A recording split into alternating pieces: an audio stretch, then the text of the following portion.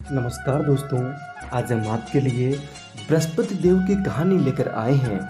एक समय की बात है, एक ब्राह्मण था। उसके कोई संतान नहीं थी। वह पूजा पाठ करता था। उसकी पत्नी ना पूजा पाठ करती थी, ना किसी भगवान की पूजा करती थी। इससे ब्राह्मण देवता बहुत दुखी रहते थे। उनके एक कन्या उत्पन्न हुई, वह बड़ी हो गई। तब भगवान विष्णु का पाठ करती, पूजा पाठ करती और जब पाठशाला जाती तो मुट्ठी में जौ भरकर ले जाती थी। तब रास्ते में डाल जाती थी। लौटते समय वही जो सोने के हो जाते थे, उनको उठाकर ले आती थी। एक दिन वह बालिका जो फटक रही थी तो उसकी माँ ने देख लिया। बोली, सोने के जौ को फटकने के लिए सोने का सूप भी तो होना चाहिए। दूसरे दिन गुरुवार था तो कन्या बृहस्पति देव का व्रत किया करती थी। सोने के सूप मांगने की प्रार्थना की। उसकी प्रार्थना बृहस्पति देव ने स्वीकार कर ली। रोज की तरह कन्या पाठशाला जाते समय रास्ते में जौ बिखेरती जाती। जब पाठशाला से लौट रही थी तो बृहस्पति देव की कृपा से सोने का सूप मिला और घर ले आई। उससे जौ साफ करने लगी। एक दिन कन्या सोने के सूप में जौ साफ कर रही थी।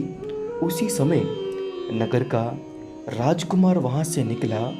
कन्या के रूप व कार्य को देखकर वह उस पर मोहित हो गया। राजमहल आकर जल व भोजन त्याग कर लेट गया। राजा को जब इस बात का पता चला तो अपने मंत्रियों के साथ राजकुमार के पास गया। तो राजकुमार ने इसका कारण बताकर लड़के के बारे में बताया। राजा ने मंत्री को लड़के के घर भेजा तथा कुछ ही दिन बाद ब्राह्मण की कन्या का विवाह राजकुमार से हो गया। कन्या के घर से जाते ही पहले की तरह गरीबी आ गई। एक दिन ब्राह्मण अपनी बेटी से मिलने गया। बेटी ने हालचाल पूछा तो अपनी माँ के हाल पूछती। कन्या ने पिता को बहुत सारा धन देकर विदा किया। कुछ दिन बाद वही हाल हो गया। ब्राह्मण फिर अपनी कन्या के पास गया। कन्या ने कहा, पिताजी आप माँ को यहाँ ले आओ। मैं माँ को वह विधि बता दूंगी जिससे गरीबी दूर हो जाएगी। ब्राह्मण अपनी पत्नी के साथ राजमहल में पहुंचा। कन्या माँ से बोली, सुबह स्नान आदि से निवृत्त होकर बृहस्पति देव की पूजा करो, जिससे दरिद्रता दूर होगी। कन्या की माँ को कन्या ने बृहस्पति देव की पूजा पाठ करवाया। इससे वह प्रत्येक बृहस्पतिवार को व्रत करने लगी तथा गरीबी दूर हो गई। हे बृहस्पति देव, जैसे आपने माँ की बुद्धि ठीक की, वैसे कहानी को कहते, कहानी को सुनते और हुंकारा भरते पर अपनी कृपा रखना।